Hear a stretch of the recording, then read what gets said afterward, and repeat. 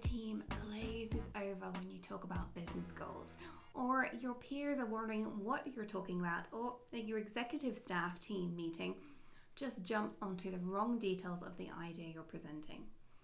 Your problem, at least in part, is probably down to whether you are using the right communication for the right people. So let's talk about right communication for the right crowd. Here's the thing. As a leader, part of your job is to be a translator. I know that's not in the job description, but it is part of your job. It is taking the inner workings of your team, what they're doing day to day, and translating all that jargon, shorthand, and team speak into what others need to know. And that applies whatever level of business you're at, from a team lead all the way up to an executive member. If you turn up to your boss and speak to them as you would a member of your team, throwing around acronyms and covering details that, quite frankly, you are paid to care about so your boss doesn't have to, one of two things happens. At best, your boss realizes this and tells you, then coaches you and tries to help you understand the level of detail that you should be sharing with them.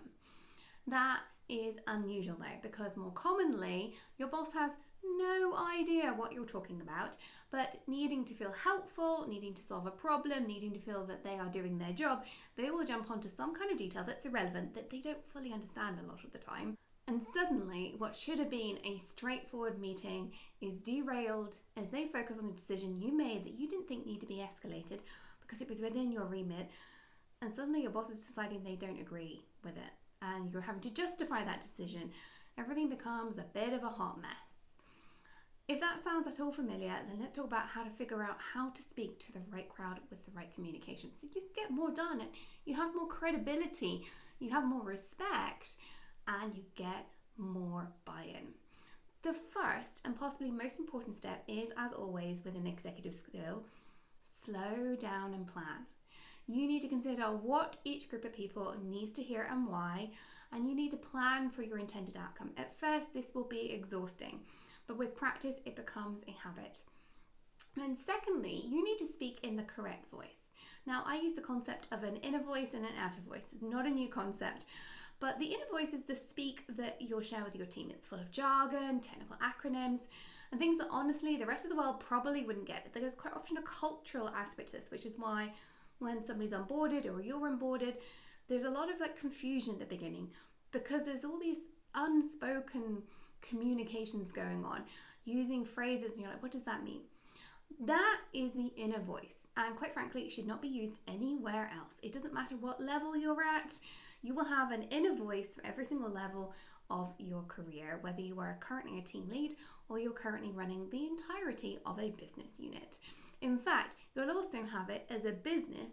If you are the CEO talking to investors, potential customers, whatever, there's an inner voice for the business too. You've got to understand that. Everywhere else, you need to dial into what is called the outer voice. Now, in corporate, this typically means a more business-oriented approach.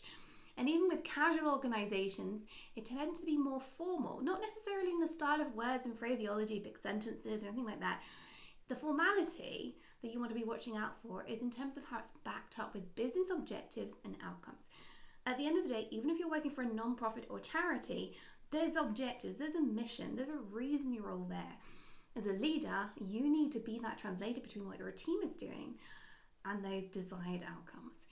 If you want to present an idea or an outcome, a problem or a solution, and make sure it's aligned with the relevant business objectives, the relevant strategic direction, the relevant strategic initiative.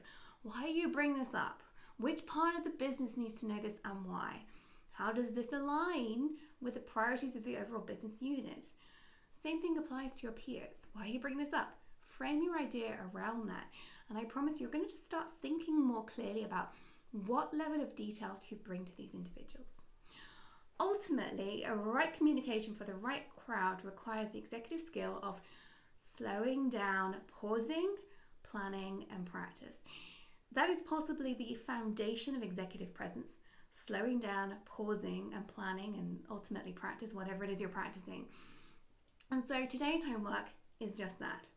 How are you going to slow down and plan for your next leadership meeting to create better outcomes?